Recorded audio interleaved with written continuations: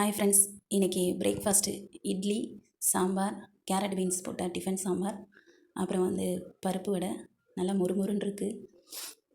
அப்புறம் சட்னி, தேங்காய் பொட்டுக்கடலை போட்டு அரைச்ச சட்னி. வழக்கமாக நாங்கள் பச்சை மிளகா அதிகமாக எடுத்துக்கிறது இல்லை, வத்தல் போடுறதுனால கலர் இந்த கலரில் இருக்குது.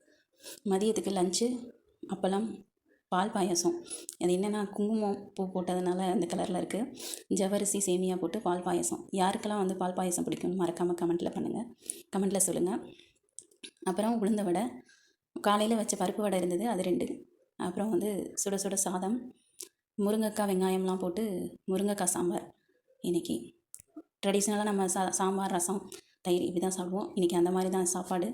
சாம்பார், அப்புறம் பருப்பு போட்டு பருப்பு ரசம் இன்றைக்கி. அப்புறம் பாயாசம். ஒரு நல்ல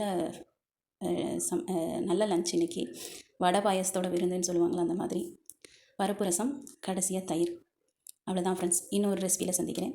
தேங்க்யூ, டாடா, பை பை.